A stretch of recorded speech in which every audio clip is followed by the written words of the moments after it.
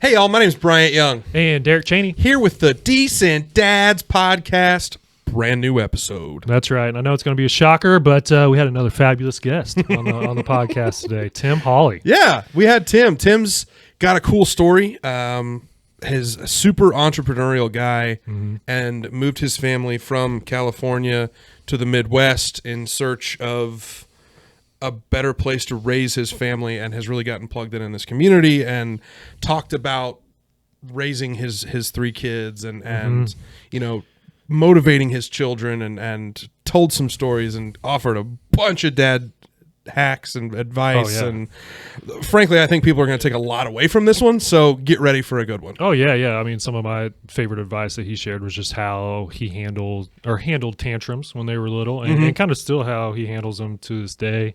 And another good story was how he talked about, you know, establishing grit within your kids as well, too, and building that competitiveness. Sure. Love it. I mean, yeah, this episode is full of just lots of good takeaways. Yeah, all kinds of nuggets for you to enjoy and learn from. So I think we jump right into this one. Let's do it. All right, Decent Dads Podcast. Here we go.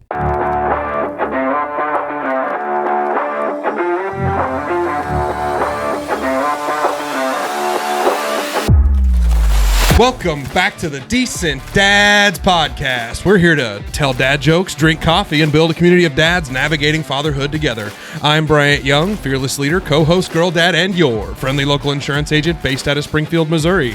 And now, before we get started on today's episode, please help me welcome the coolest co-host with the most, a fantastic father of three, and the home loan expert. Folks, put your hands together and welcome the incomparable Mr. Derek Chaney. Hey there. How are you, Derek? Oh, man. Wow, it's a good day for a good day after that intro. Day, baby. Good night. And I'm doing fantastic. Thank you for asking. That's what I'm worried about. You know, I need to know how you are. Well, good. Doing great. But no, honestly, yeah, doing really good. Had an awesome day, which I'll get into that here in a little bit. Sure. I want to hear about it. Here in a little bit, but we have a fantastic guest that we are excited. Our buddy Tim's here to get to know a little bit better today, and we'll introduce him here in just a minute. But we also have some hoppy coffee in hand. So That's right. Who can we thank for that? Yeah, these coffees are brought to you by our friends at Buff Studio, the official coffee sponsor of the Decent Dads Podcast. Buff Studio is a full-service architecture, engineering, and design firm with offices in Bentonville, Arkansas, and Springfield, Missouri. Learn more at buffstudio.co. Thanks, Buff Studio, for your support of the podcast and Decent Dads everywhere. Hey, Buff Studio, be a buffalo. Be a buffalo. That's right. Thanks, Buff. That's right. Well, like you mentioned there, Brian, our good friend Tim Hawley is on the Decent Dads Podcast. I'm ready. I'm so pumped. And he kind of saved us a little bit this week because we kind of lacked on our scheduling. Yeah, we looked at each other on Friday afternoon and was like, uh-oh, we forgot to ask you guys. And then, funnily enough, I think it was meant to be because I grabbed lunch with Tim the day before. Heard him talking about being a dad, and he was sharing lots of advice with me as well, too. And I was like, Come just say all that again. Yeah, we got to get you on the podcast so that you can spew all this to everybody else. So Tim, you know, me and Bryant, we know you a little bit through Rotary and whatnot. Some people might not know you. So if you will, tell us who you are, what you do, give us your dad resume, tell us how many kids you got, what are their ages, and which one's your favorite. I'm going to need you to write that down so I hit every point. Yeah, got it for you. All right, I'm Tim Hawley. Too many questions. Right? Glad you're here, brother. Glad to be here.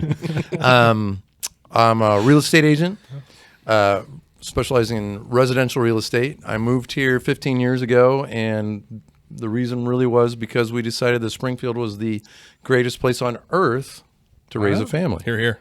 Nice. Yep. You won't hear any arguments. And I needed to figure out a job, and I went into real estate because it seemed like the right thing. It was a good story, right? I really loved the place.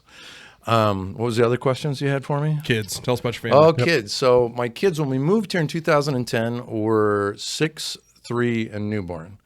Whoa. So now, now they are 20, 17, and 14. That's so cool. Yeah. And I'm really glad to say that it was a fantastic move, and they've thrived through the whole thing. It was a really, really, really smart move. Yeah. And I'm glad to have been able to be a dad here. Awesome. You know? Yeah, and we'd be remiss if we didn't mention your wife, who carries a lot of the water in the house too, just because I know how you are. Big handful that you are. She's got 4 kids in the house. Must be a saint. She's quite a spitfire herself. So yeah. I love It's it. a true partnership. Absolutely. Yeah, I love it. Awesome. So one thing that we do in every episode, and this will be interesting if you've got something because your kids are older, we already talked about it. We talk about tantrum of the week. We've got little kids. We do tantrums all the time. Hourly, actually. It's just kind of a daily occurrence for us. Yeah. Do you have anything like that in your house, or has it just been a while, or has it shifted now that they're teenagers, or what's that look like? And beyond, I should say. The tantrum thing does go away. Yeah. Okay. Wait, what? Thank God. It does. It's music go to away. my ears. Right, and there's different sort of like levels and different, just an ebb and a flow that's there. I would say that as far as tantrums go, my oldest was the one that was the strongest tantrum person, and she's really grown into a strong-willed woman. Cool. Right? But there isn't that friction anymore. Good. Right? And tantrums are really challenging, I think, for new parents because on a lot of levels, it's like, how does this reflect on me if it happens in public? Ooh, yeah. Right? Very true. Yeah. And you just don't want that to happen. And when it happens at home and it's a real battle, it really does matter how you respond to it. So I'll tell you, with Sophie, and she could be even cruel. Okay. Yeah. Back to you. And what I found out was that cruelty it was really based on the fact that she knew she was well loved. And so there wasn't any danger. So she's testing her power. Yep. Pushing those boundaries. Pushing those boundaries. For sure. Really, really hard. And I think one of my better dad moments was she was really, really letting me have it. And it, the reaction would have really been, you can't talk to me like that. You have to respect me. I'm your father. And really come down on her hard. Yeah. Mm-hmm. But instead, what I said was, and I'll get into some of my parenting tricks because timeouts are really, really important, I think, and consequences are really, really important. But my message to her after the timeout was, I'm a person. Not only am I your dad, who loves you unconditionally, sure, and nothing bad is ever going to happen as long as I'm around, sure, but I am a human being. And when you treat me that way, it hurts my heart. Well said, Dad. Well said, Dad. And then count to about 5 or 10 if you can make it that far. Sure. And I said to her, her consequence was going to be 3 hugs a day. And I'll tell you what, I don't know why I came up with that. It was instantaneous, but it was brilliant. Wow. Because then I started the day with a hug with her. Yeah. Right? Off to school, hug. Come home from school, hug. Yep. Good night, hug. Yeah. And it just brought us much, much closer together. I love that. And it didn't stop the tantrums and it didn't stop the challenging, but it let her know, again, that it was a very, very safe thing. Sure. And that even at that young age, they can look at you as gods, as enemies, as, whatever. But they need to understand, I really think that it's important, and that you understand that you're still a human being, even though you're in a very authoritative role, and well build said. the relationship. Yeah, well said. Yeah. What about you, DC? Anything going on in your house?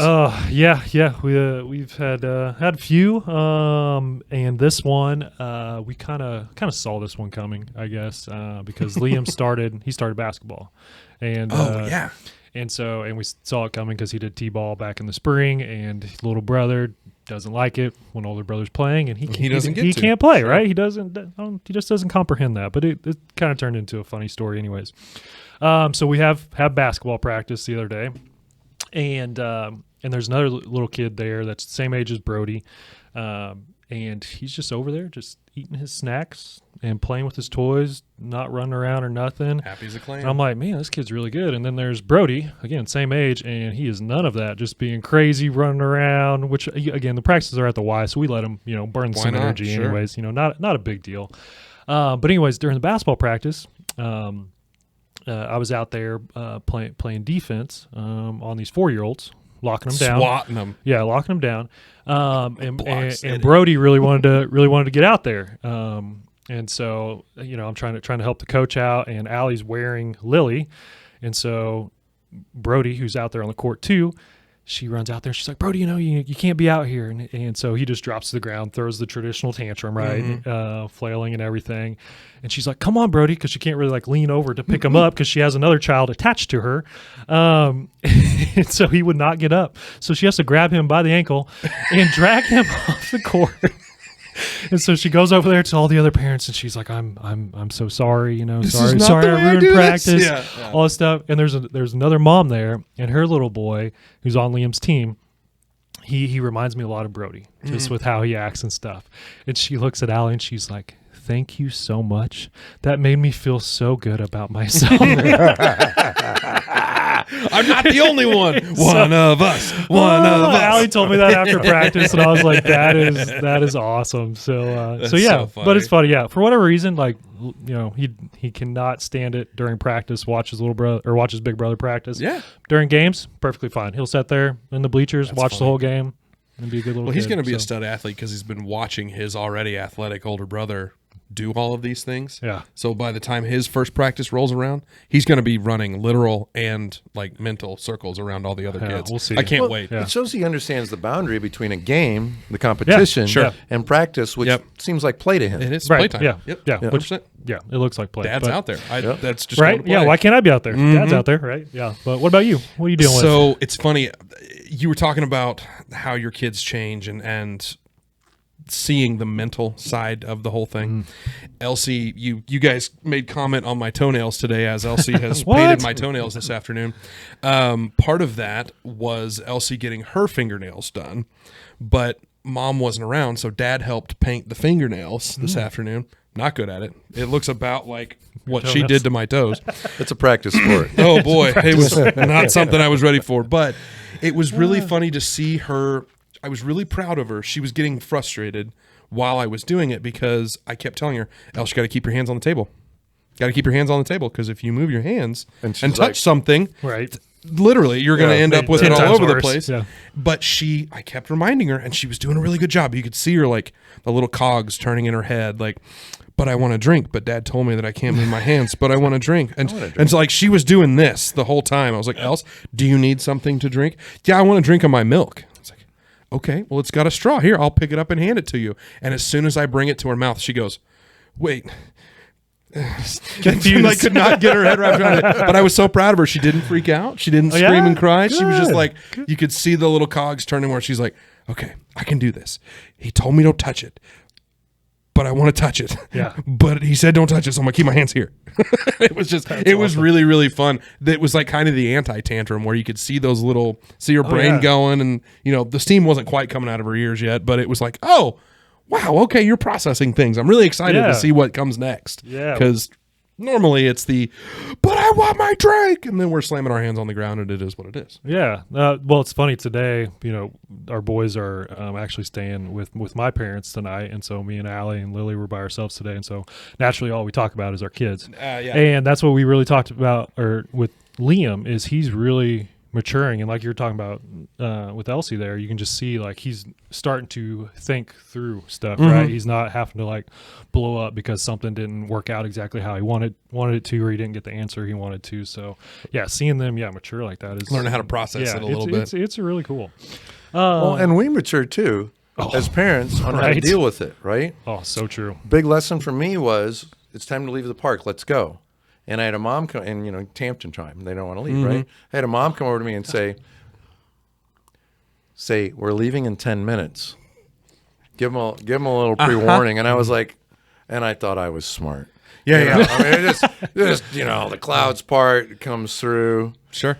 And then another one I learned was 3 things. I'm going to ask you, then I'm going to tell you, and then I'm going to make you. I like that.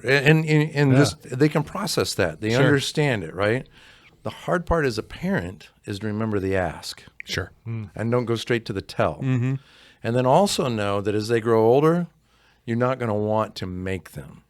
Sure. At a certain age, you pick them up and you put them in the car and off you go. Yeah, because we can still do that at this point in our lives. Sure. But at some point, you can still physically pick them up and get them in the car, but you got to hit them a couple times. Then it's a fist fight with your child. Right? I mean, you're taking a left or two, and you just don't want to get to that point. Yeah, of course. But if you're consistent with it when they're young, with the ask, tell, and make, Sure. and remember to ask, Yeah. Well, and if you then yeah. I've already asked you, and don't say I've asked you 17 times.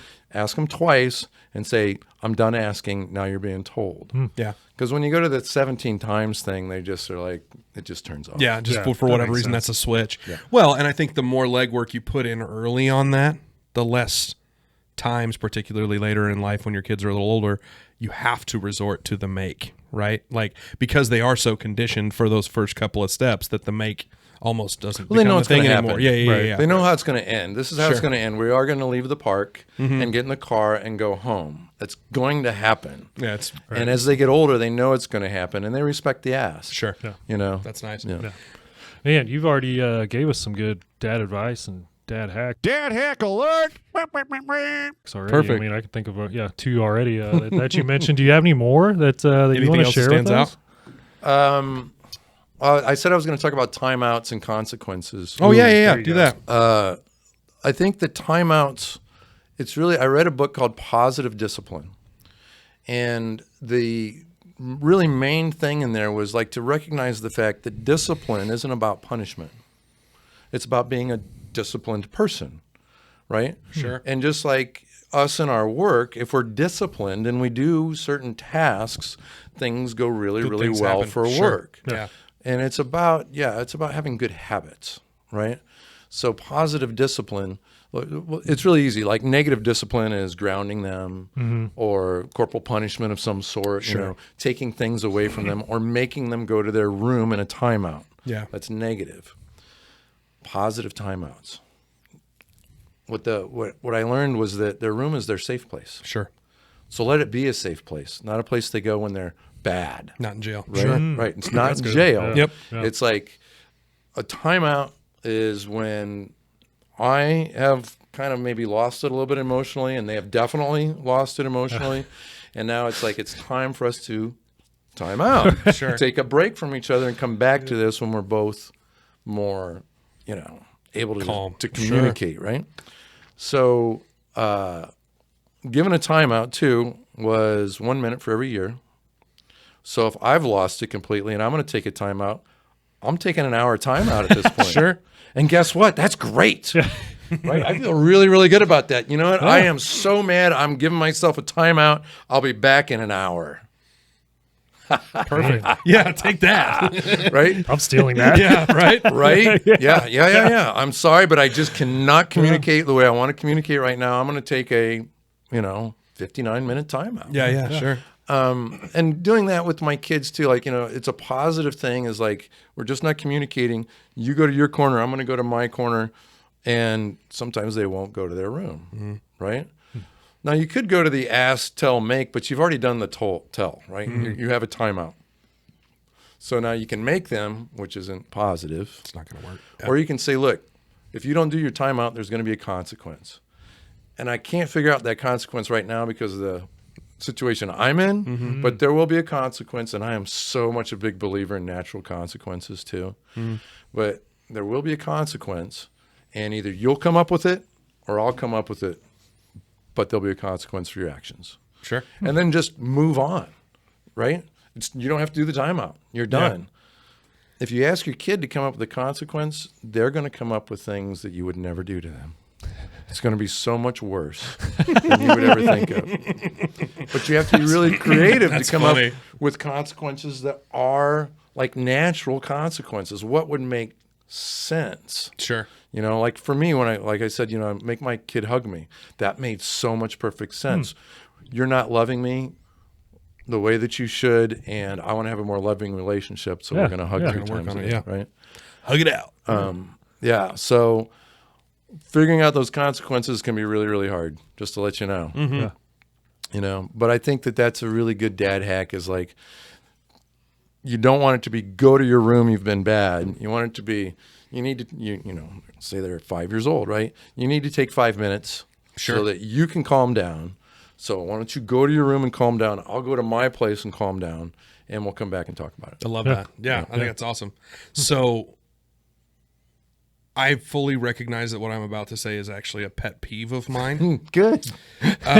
So the irony of what I'm about to say is not lost on me, but one of my biggest pet peeves is when people equate parenting to dog parenting.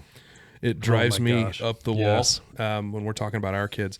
However, when I first got my first dog, I was 22 years old and had never had a dog before. And so I actually paid for a dog trainer to come to the house and teach me how to have a dog. And one of the things that they told me was, do not treat the crate as the punishment spot.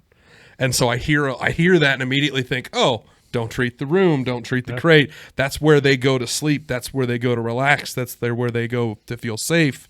Don't treat that as the punishment spot. So if the dog is in trouble, you got to find somewhere else to go with the dog because it's not the crate. So I love that. And I fully recognize if that's flies right in the face. Has its place, but it's like 5% of discipline. Well, it really should be. If you're always using negative reinforcement, all you're doing is creating an enmity. Yeah, well, and you're just yelling at your kid, right?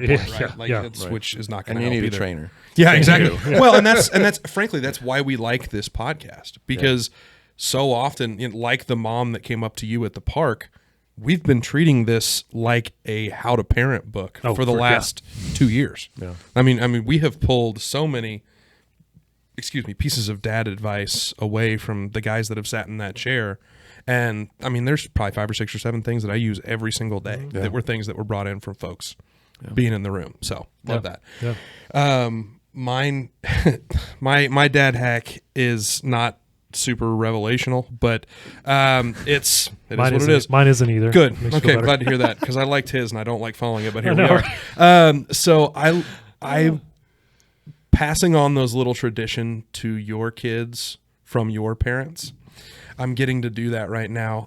Whenever my dad went away on some kind of business trip, it didn't happen a ton, but he would go sometimes. Or when he and mom would go on vacation, they would always bring me back some kind of little tchotchke. It was always some kind of little present, some kind of little thing from where they came, or where they had been.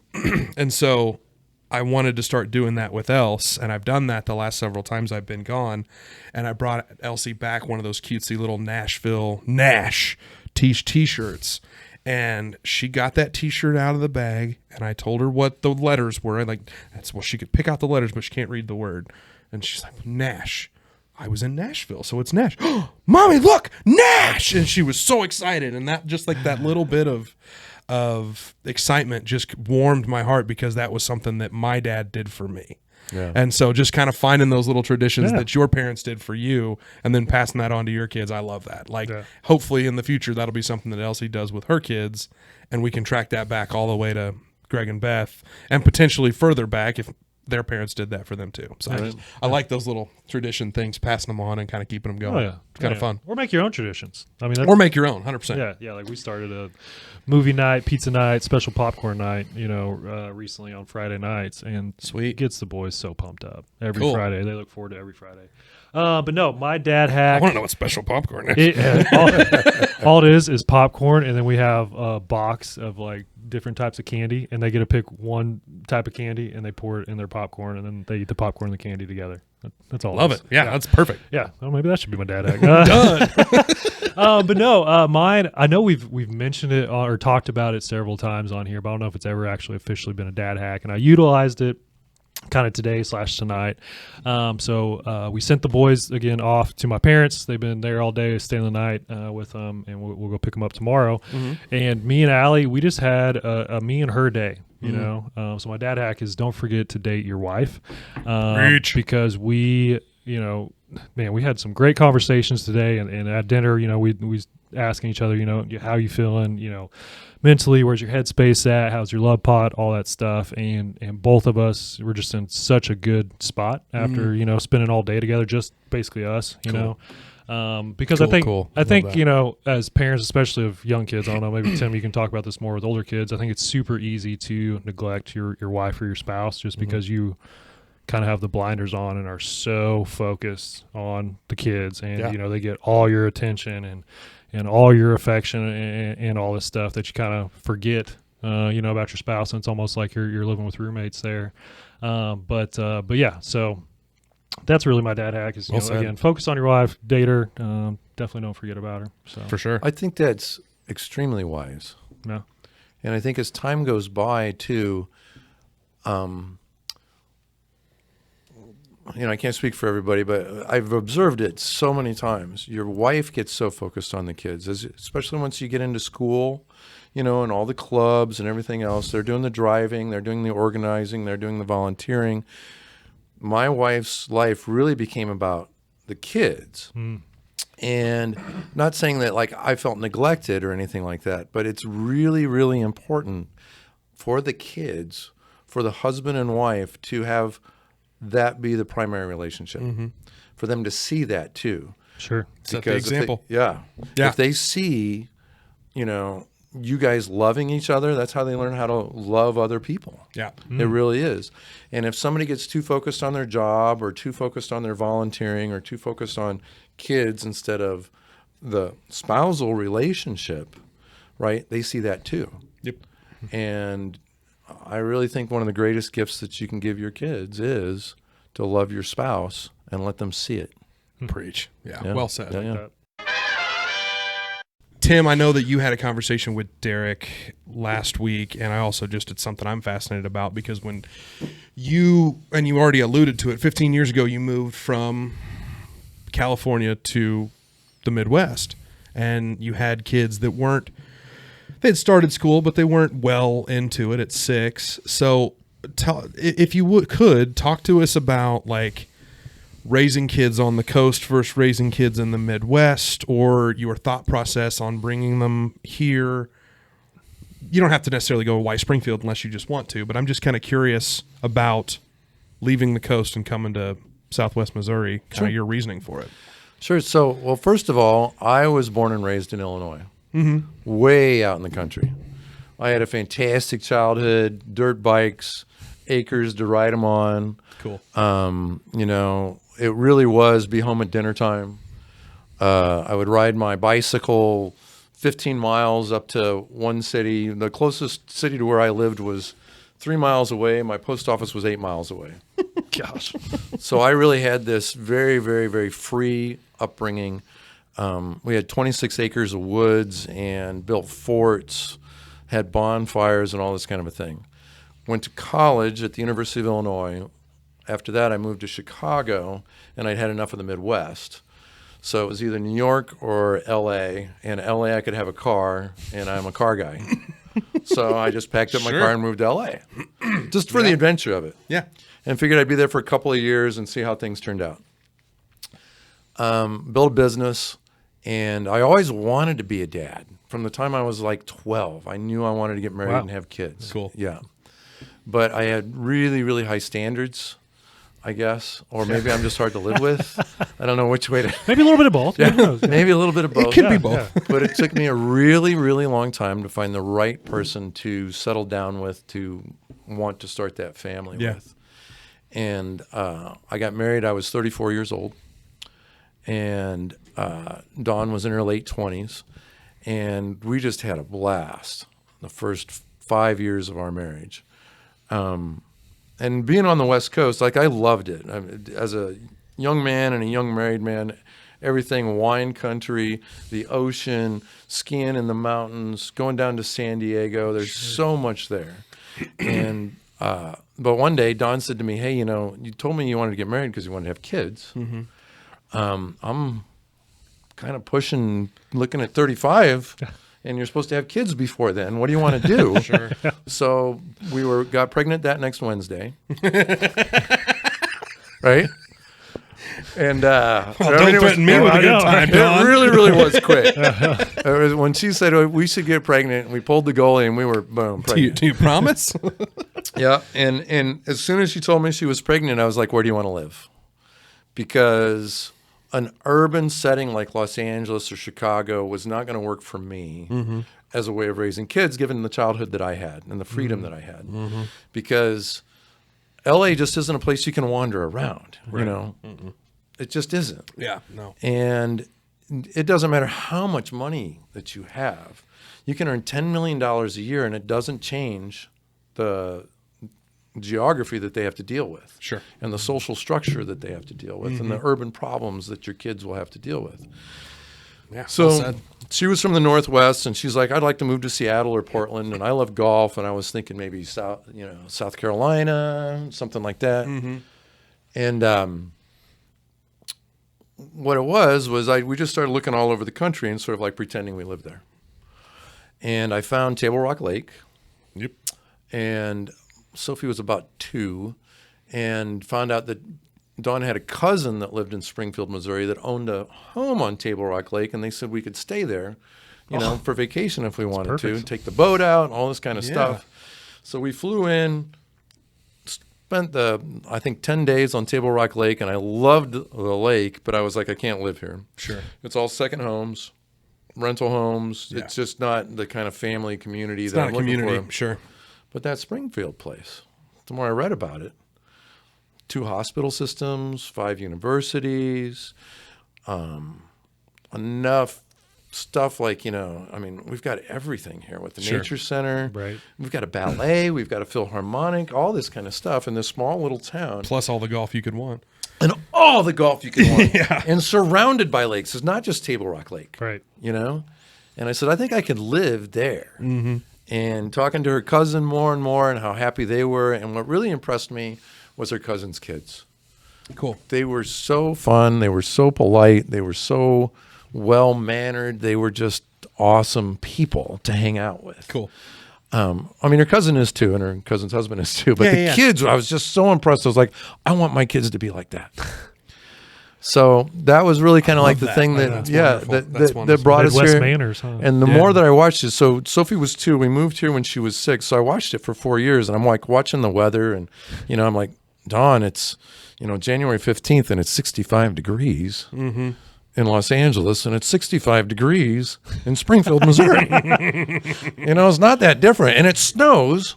Because I wanted my kids to have the 4 seasons. I want them to have a snow day. I want them to be able to build forts and stuff like that. Oh, yeah. But I also like northern Illinois. Winter is from late October to late April, and it's pretty devastating. So I didn't. Feet, not inches. Yeah, and that's another thing. Like we cut out the parts of the country that we didn't want to live in. I didn't want to live in the deep South. I didn't want to live so far north that the winters were too long. I didn't want to live in the desert where it was so dry. And I didn't tell Dawn this, but I really didn't want to live in Seattle where I would never see the sun except for maybe 5 days. Yeah. And so, it was just more and more that we looked at Springfield. It was like good public schools, everything you could ask for. Everybody thinks we moved here because the real estate's really, really inexpensive compared to the rest of the country, particularly compared to Los Angeles. Sure. But that really wasn't it. It really wasn't the cost of living so much as it was the quality of life. Preach. Yeah, I agree with that. And all our friends, when we told them we were moving, were like, why Springfield? When you're going to ruin your career, there's nothing there. And when we moved here, everybody was like, wait a minute. You were kicking it and really well in Los Angeles. Why would you move to Springfield? But it was about family. Sure. Well, and that was kind of pre the mass exodus from the coasts in the pandemic too. Like that was when not everybody was leaving those communities. That's when people were still flooding to LA and New York to entertainment or the arts or all these different reasons. That was still the era where folks were still flooding to those parts of the country. Yeah, you know what? It's transient. You really come and go. That makes sense. Sure. We call it white flight. I'll just call it for what it is. But white flight was already happening. Yeah. And it was going to Idaho and going to Montana and going to Portland. It's kind of staying West Coastish in there and stuff like that from Los Angeles. But truly, I mean, you think about, when you live in a place that's that congested and there's 12 million people all on top of each other, if anything bad does happen, it happens to everybody. You're not getting out. Sure. One way's the ocean. Yeah. So everybody else is trying to go One way's Mexico. Yeah. And one way's the desert. All you've got is north, and they don't want them. But that's kind of like the direction it went. It went north, went to Portland, and then that Idaho, Montana kind of thing. That's why all real estate really jumped in those areas. Got it. And when we moved here, it was like nobody was coming here, and I was like, it's coming. Yeah. It's coming. And COVID might have helped that out a little bit more, or maybe it brought the focus to what was going on more. Maybe that might. Maybe that's But it's been happening all along. That's When fair I bet. when I would fly here, it's funny. Like flying back and forth. I came back and forth about 6 times trying to find a place to live, trying to find a house. And I wanted to rent. I didn't want to buy right away. Sure. So because I didn't know if my kids would, have allergies and stuff like this. Yeah. So I was flying back and forth trying to find a place to live and talking to everybody on the plane, because I'm a talker, obviously. But talking to everybody on the plane of like, do you live in Springfield or do you live in Los Angeles, and why are you flying to Springfield and all this kind of stuff. And I was told, Tim, Springfield's pretty good, but, it's got its downsides too. And I was like, wait a minute. I lived in Echo Park with some bloodthirsty gangs. I've lived in Venice Beach with some bloodthirsty gangs. You don't know what bad is. Sure. And I couldn't let my kids out the front door of my house in Mar Vista, which is a very nice neighborhood overlooking Santa Monica. But it's still Los Angeles out there. If you left a bike in the driveway, it was gone in 5 minutes. Sure. When you pushed your trash out there, half of it was gone and recycled, if you will, before the trash men picked it up. And if your kids were just wandering around the neighborhood, I don't know. I didn't think they'd come back. So you got timed out to go think about yourself if you walked out the front door. Back door was fine. We had a fenced-in backyard. Yeah. But, so that's why you can't really – it's a safety factor. Sure. Makes sense. That's interesting. Yeah, that's tough. What about so when you moved here, you were in photography when you was out in California, moved here, got in real estate. What was that transition like? Because I feel like my personal thinking would be like, oh, I'm starting a brand new career as I'm moving to a new place, and I have young kids. That would put a lot of stress on some people. So talk about that whole transition and where that led. Parenting too, because that's the one. That's the part I'm interested in. Right. So I'm built a little bit differently. I'm a different kind of cat. No. Yeah. I have been self-employed since I was 28, and I call that my first retirement. Right. Okay. When I was 28, I knew enough about the world and enough about business that I felt comfortable, and I wasn't married, so I didn't have any responsibilities to anybody else. Sure. But I felt comfortable enough to say I don't want to have a job. I want to work for Tim. And that's really the jump, is to go from the stability of a paycheck on Friday to what do I want to do for a career? And how am I going to build my own boundaries, and how am I going to set up my own discipline in order to be successful or not? And how am I going to deal with not being successful? Right. Because there is a little starvation that comes in with it that can happen. So when we moved here, I had a studio in Los Angeles. I was working for very large advertising agencies on big accounts and really having a blast with it. When we moved here, I kept my studio and I took on a business partner to run the studio. And the studio is a couple of businesses. It's not just me as the photographer. It's also a rental studio, renting the equipment, renting the staff, and having that be a profit center also. So it was important to me to be able to go back to LA and shoot, and also to come here and try to build a business, and also build a business on the East Coast, because I'm in the middle of the country, right? Okay. I found it wasn't viable for me to build a business here. The numbers were just different. Didn't work. Yeah. Right. And I got business out of Boston and out of New York City, and was flying there and flying to Los Angeles and still doing my job as an advertising photographer. But I'm a big planner. That's part of being self-employed. You got to have your plans, right? So I had a 5-year plan to start a business here, and I didn't know what it would be, but it was just, that was part of the plan, In 5 years, we'll have a business in Springfield. And same kind of a thing what you were just talking about bringing stuff back. Here's the thing, like I was traveling a fair bit. Sure. Probably, 20, 40 times a year.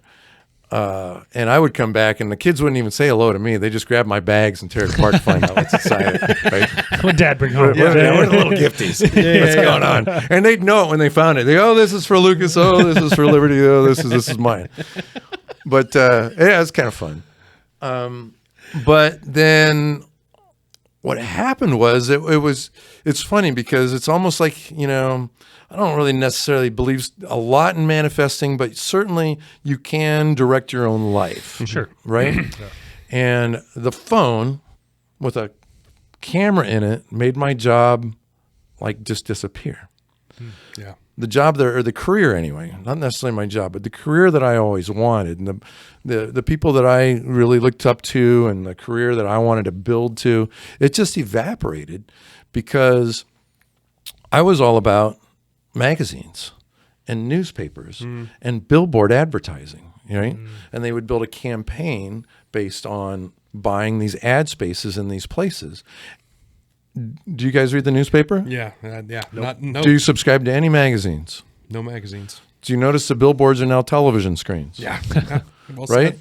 Well said. And all the ads are just scroll, scroll, scroll, scroll, scroll. Yep. Sure. So where I would get hired to shoot, 12 really great images for a 12-month program, well, now they needed 60 images a month or a week Whoa.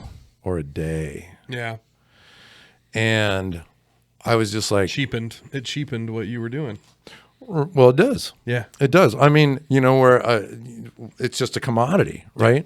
And when you need 1 million of them and you were selling 10 and they needed 100, you had 10% of the market share. Now you're doing 10 and they got 1 million, you got no percent of the market share, right? So, yeah, one day I was just like, honestly, I just Googled, I need a 6-figure income. I'm not going back to school and I want to be happy. What do I do? Yeah. Right? Yeah. Seriously, I know, I any love of that. you guys out there, you can Google this, say, I want a 6-figure income and not go back to school. What do I do? And in the top 10 is going to be real estate agent, Yeah. Yeah. right? Sure. I was back in Los Angeles on a job at the same time, and I just kind of like made sure I went and had lunch with all my mentors, right? People who are millionaires or double-digit millionaires or even triple-digit millionaires. And I said to all of them the same question: what do you wish that you had done earlier in life, more of? Because I was a little earlier in life than them, Sure. and wanted that advice. And to a person, they mentioned real estate. Wish I'd developed more real estate. Wish I'd bought more real estate, Wish I'd understood and invested in real estate. And I was like, okay, I can do that. And it made sense because I moved here because I loved the place. And so for people, I was like, anybody that moves here needs to talk to me anyway. Yeah. Who better to sell the place than somebody had to sell it to themselves? Right. Yeah. But the problem was I'd been going to Los Angeles and New York. I didn't know neighborhoods. Yeah. I didn't have any business connections. I didn't have any family members. Sure. I didn't have any connection at all. I just had, a brain and a desire. But instead of being scared by it, I was like, wow, if I go into real estate, I'm going to get connections. I'm going to find out about neighborhoods. I'm going to know my city that much better. Cool. I had put like 10,000 miles on my car in 5 years. Yeah. And that was driving to the airport. Sure. Sure. It really was. Yeah. It's impressive. Yeah. And then it's putting 15,000 miles on a car at least every year for work. Yeah. Not even groceries and kids All and the other everything stuff, else. Sure. So, and like just today, I was out with some first-time home buyers, and we had to drive from Ozark to Nixa, and we took the back ways. And even though it's a rainy day, it's just beautiful. It's fall in the Ozarks. And I'm just thinking, how lucky am I? Yeah. It is a To privilege. get to do that, So, it's same kind of a thing of like, people say, what are you going to do when you get there? And I'm like, I don't know. I'll figure it out. Sure. Figured it out right in time. And I dead quit photography and advertising. Didn't take another job. I really believe in committing yourself 110% to something. If you really, really want to be successful at it. And I was able to take kind of 9 months to make that switch. It does take time. I think it takes 2 years to make a real paradigm change in your life. Sure. Appreciate I was able to do it in 9 months. So Nice. thank you. Yeah. Yeah, really. But it's also about focus, right? I did 2 years worth of work in 9 months. And I'd been here for 5 years, so it wasn't completely. Sure. It wasn't a totally new Yeah. thing. That makes sense. What about so in your questionnaire, this was something that stood out to me that I just kind of shifting gears a little bit here, and I'm going to steal this from you because it's just something I want to throw out there. You mentioned something about picking your battles with your kids, and particularly through the lens of like screen time. And I guess there's a story out there about Sophie's phone. and like I just kind of want to tee you up or just wind you up and let you go because I'm curious kind of the story behind that. Yeah, so one of my favorite stories is about Sophie's iPhone, her first iPhone. And the thing is, with these iPhones, you guys, like I say, it made my career evaporate. If there's one single thing that has happened, it's the phone that's changed the entire world. Right? Sure. Oh yeah, You no have doubt. all the information. You can get an MIT education simply by scrolling through your phone, right? And the kids, we were always against giving them phones. How long do you guys hold out? That's what I was going to ask you. Right? That Sophie's first iPhone she got when she was in 7th grade. Yeah. Okay. But the other thing is like TikTok wasn't around even then. Yeah. Right? That's a new one. We would go to the lake for vacation every year. We would rent out a resort with 6 other families. We'd get the whole place. Cool. And they didn't have good reception there. They didn't have any Wi-Fi there. Nice. So it sucked because we were the ones that had the phones. Well, the kids were little. Well, that's fair. Yeah, right? touche. But it let us disconnect and realize how important that disconnection time was, right? So Sophie had like an iPod for music, you know, and maybe a little bit of games and stuff like that. She got to junior high and everybody had a phone and she wanted a phone. And I felt it was appropriate because I wanted to know where she was at. I wanted to be able to track her. Yeah, I don't hate that. And I wanted to be able to call her and I wanted to be able to text me if she needed it. And her mom too. And it's not just all about me. Yeah. But you know, to be able the parentals. Yeah. Yeah. to have that connect access. to your kid and to always know where they are is kind of a cool thing. So I was up for it, but I was really against them having or her having any social media whatsoever. Yeah. Because everything says it's just going to cause anxiety and all that kind of stuff. And that made sense to me. And so Sophie, like I already told you, she's very strong-willed. She wanted the brand new iPhone, and it was red iPhone 7 at that point. And she had checked it out and looked it up. And, you know, we're kind of, I wouldn't say we spoil our kids, but we definitely want them to have every advantage that we can give them. Sure. And so she had this expectation. And expectations just breed resentment, right? Yeah. That's dangerous. Right? Dangerous It's a very, game. very dangerous game. And so her mom, of course, said, go ask Dad. And Dad, of course, said, I don't have an iPhone 7. Your mom doesn't have an iPhone 7. Your grandmother doesn't have a brand new iPhone. Ain't no way 7th grader is getting You can't brand new even drive. iPhone. Yeah. You know? Yeah. And she just let me have it. I mean, just up and down, one side and the other. And, you know, you let her blow off the steam and say, okay, obviously this tactic isn't going to work with Dad. So maybe you want to take some time out and think about it. Adjust your approach. Because you are digging a hole that you don't want to dig. Yeah. You know, other stories, she knows what I'm talking about at this point, right? I mean, Dad can really get to be very mulish and stubborn, you know? Yeah. I resemble that remark, right? So right? So she went and thought about it, and I went and thought about it. And I thought about it, and I thought about it. Because like I said, we do want to give our kids every advantage, and we want to motivate them. And I recognize this as a chance to teach and to motivate. I just needed to use it right, you know? And she was in 7th grade, and she was in track. And she's running the mile. And she'd been in swimming 200 and 500. Little kid. Yeah. Right? These Wow. are tough. Yeah. Tough things. And she's a tough little kid. But she was in track, and she's running the mile, and she's coming in 3rd every time. There's these 2 really, really good runners that would just take out ahead of the pack, and the pack would be back here, and Sophie'd be right in the middle. And she would just end up in 3rd place the whole time, right? And I knew she wasn't trying very hard. She's turning, the time was pretty good, 6 minutes, 30 seconds for a 7th grader. Yeah, it's pretty damn good for a 7th grader. Pretty damn good. But in 6th grade, she turned in a 5:59.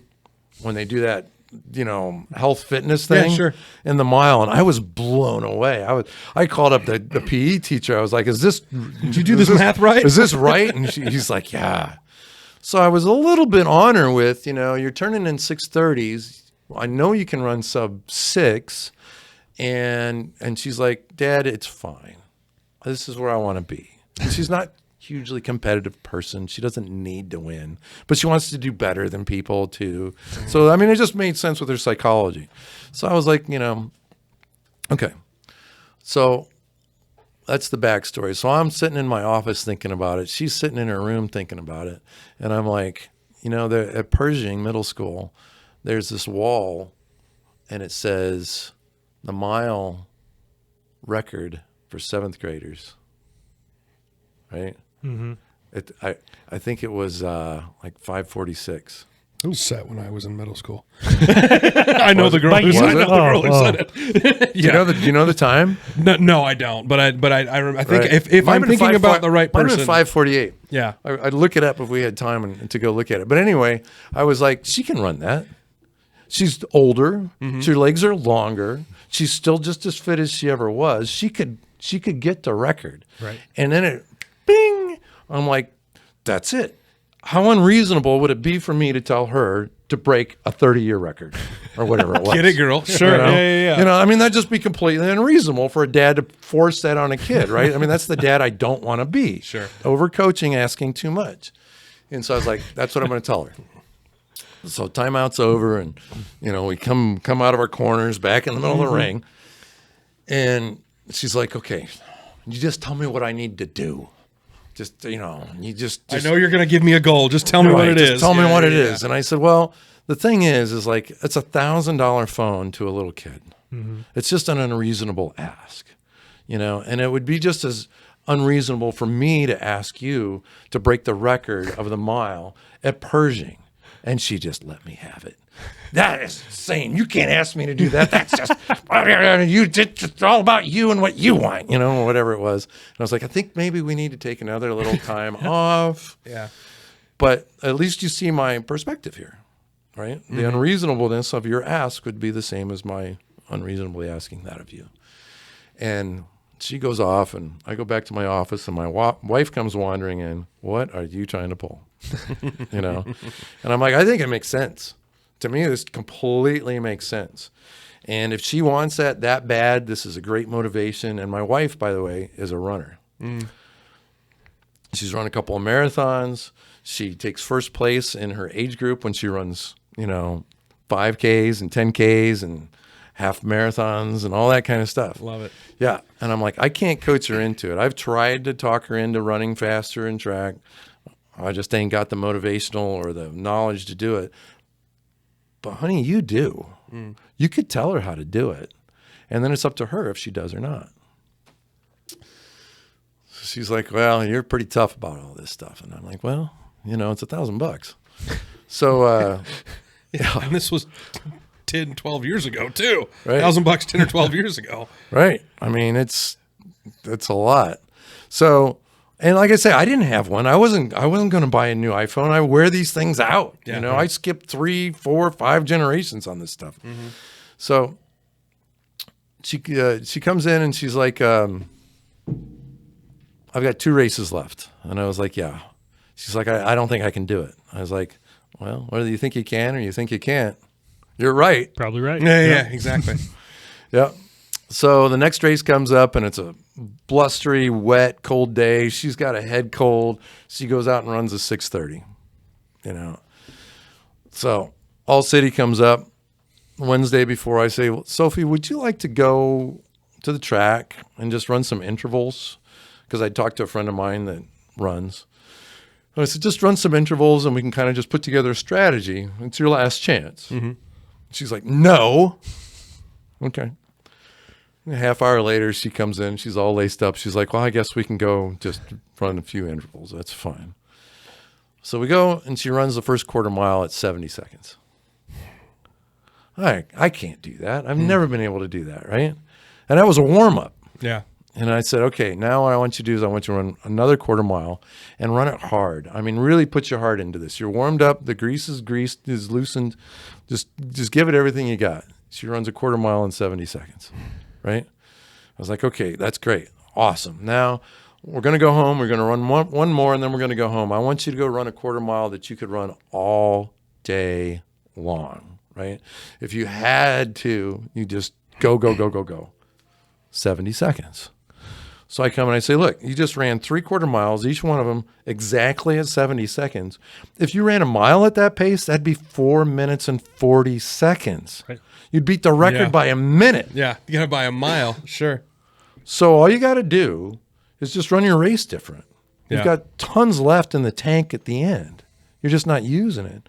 So instead of going in the middle between these two people in the pack, stay with the two Bust people. your hump and go. Just stay with the two people.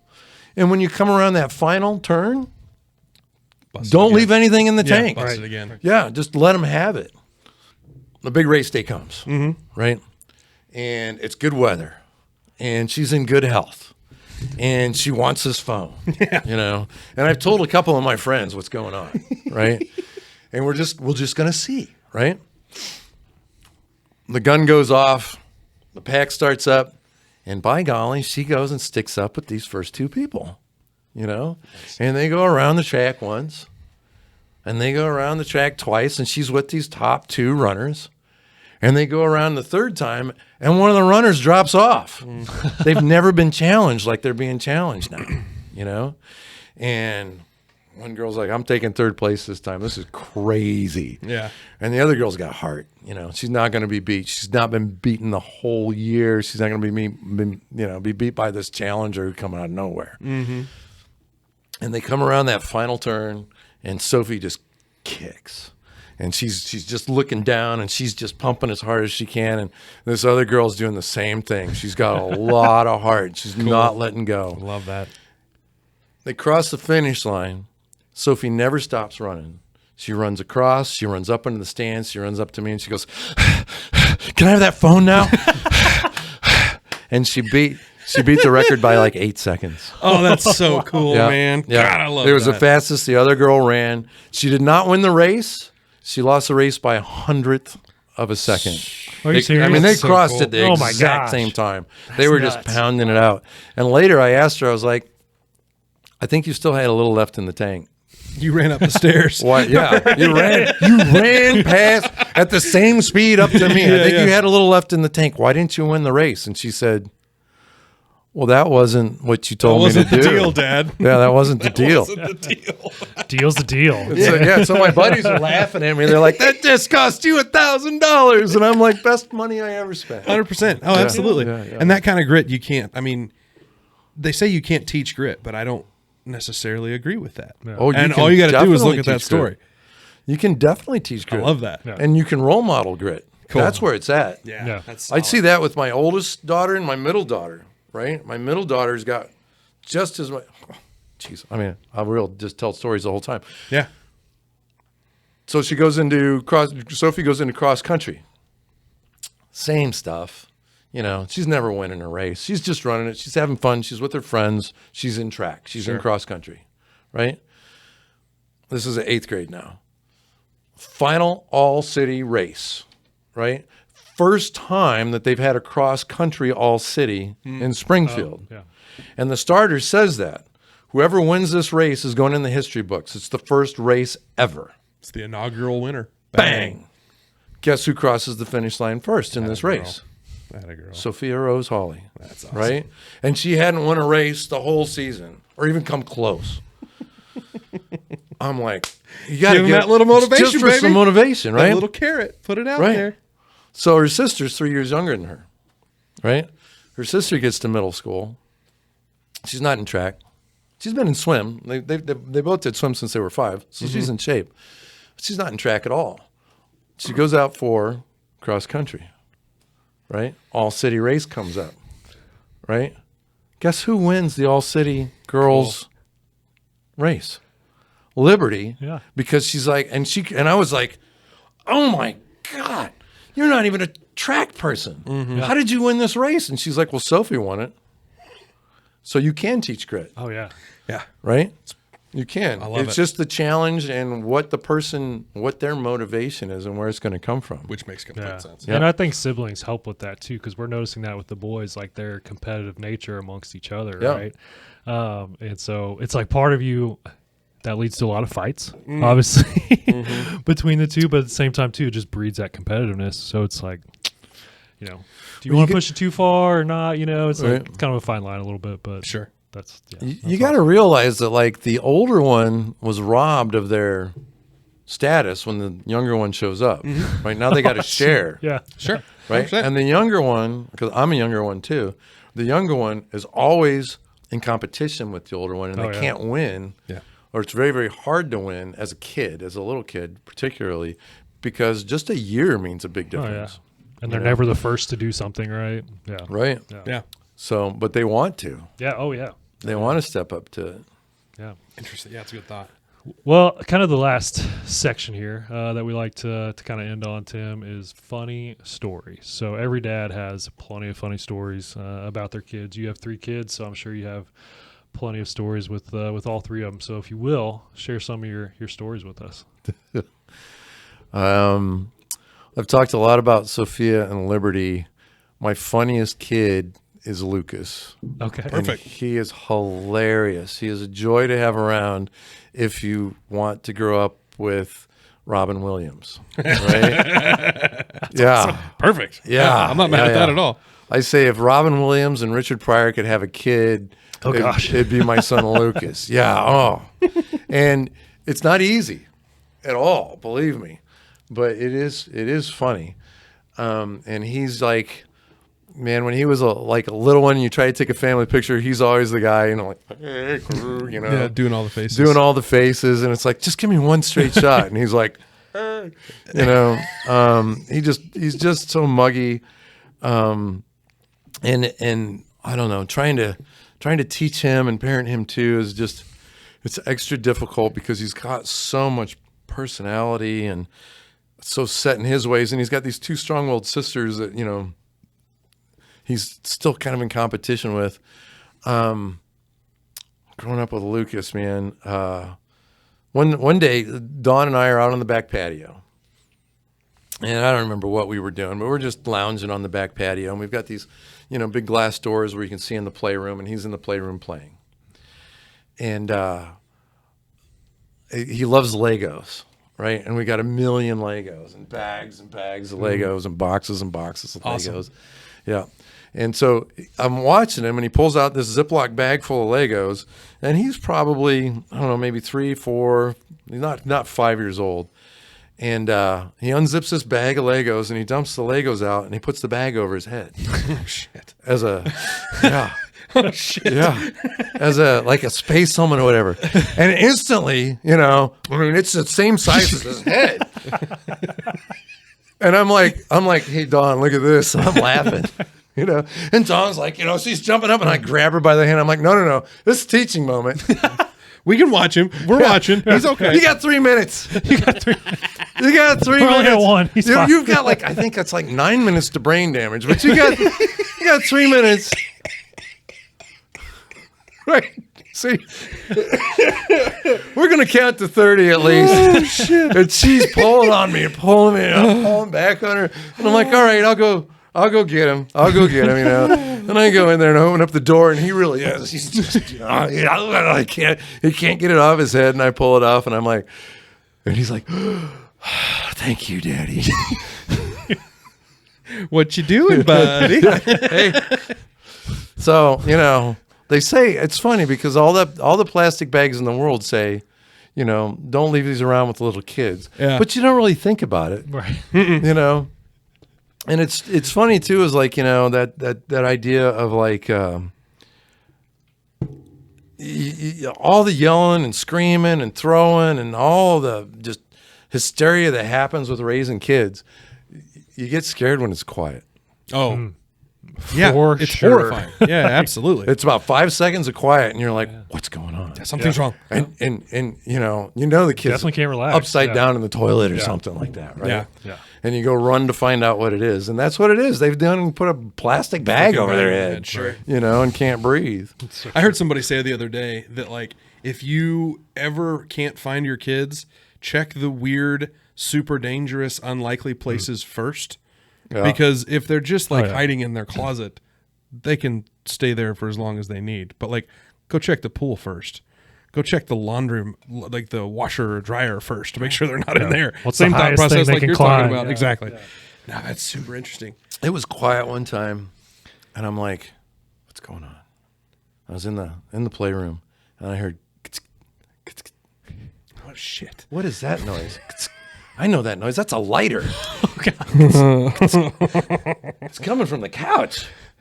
Pull the cushions off the couch. Lucas is in there with a lighter and a roll of toilet paper. And I go, "What are you doing, buddy?" Camping. No. No. Oh, man, you got to appreciate the honesty. Well, he knew that he shouldn't have a lighter, so he goes and hides. Oh, that's so funny. Can you imagine? Oh, man. Yeah. Yeah, it's those quiet moments where, like, really all hell's about to break loose. Yeah, no joke. What is going on? Preach there. No Yeah. shit. Well, should we go to everybody's favorite part of the episode? We have to. I don't know if Tim knows everybody's favorite part, though. It's Dad Joke of the Week! Oh, yeah, it is. Yeah, it Dad is. joke time. I know a little bit about your philosophy on dad jokes, but tell us, what kind of, did you bring anything with you this today? There's nothing funnier than a well-timed fart. Okay. See? I didn't even have to fart. It cracked you up. I was really hoping that you were just going to like make a noise, but go ahead, please continue. Right? And a well-timed fart blamed on somebody else. Ooh, right? There you go. Preach. Yeah. So this is, that's the deal. I mean, if you can like be standing next to the second grade teacher when you rip one and then look at her like, what? You'll bring the house down. Oh. Holy shit. Yeah, right? You'll bring the whole house down with that stuff. Oh, man. If you can do the principal, Oh, Yeah. I wasn't epic. able to do the principal, but if you can do the principal, I think you would bring the whole school down. You know. Good. I don't know. I think dad jokes get a bad rap, you know. They're kind of groaners and all that kind of stuff, but I think Sure. it's really important to have a really great sense of humor about all of it, Sure. yeah. because the whole point really is to have fun, to enjoy each other's company, and to have a really good laugh, you know. Sure. So, That's good. Yeah. What about you, DC? What do you got? Well, did you guys know I could split a piece of wood just by looking at it? No. Yeah, I didn't know that. I know you're probably not going to believe it, but I saw it with my own eyes. You were talking about groaners? There it was. That's pretty good. Well, I mean, I was working with Elsie the other day, working on our shapes. It's, you know, she's old enough that she pretty much has them down, but we were working on it, and I really discovered that the circle is the most ridiculous of all the shapes, mostly because it just there's really no point to it. That's right. Yeah, It's a groaners. circle. Yeah, just groaners. It never ends. Wrap this thing up, Oh DC. man, well we have to finish with the Decent Dad's motto: keeping the bar within reach. Right. That's right. No, in all seriousness, here we are here to build a community of dads. You know, tell stories, share advice, share dad hacks. Which Tim, you shared a ton today. Yeah, so man. appreciate that. thanks for having me. But yeah, and be sure and check us out on all the social media platforms. Our episodes are released every 2 weeks on YouTube, Spotify, and Apple Podcasts. That's right. Yeah. Do all the liking, the sharing, and the subscribing. Yes. I think all we really have to say now is, hey, way to go, Decent Dad. Thank you so much. Great job, Thanks for being Tim. here, brother. For the great job Love you, you brother. guys are doing too. Yeah, this is fun, Appreciate man. it. Appreciate you being here.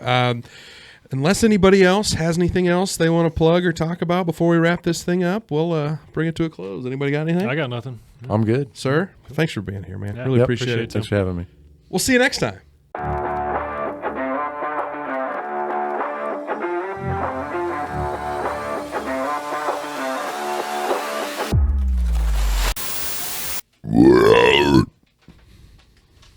Derek. Gross. Funny to other people. Come on. That was funny.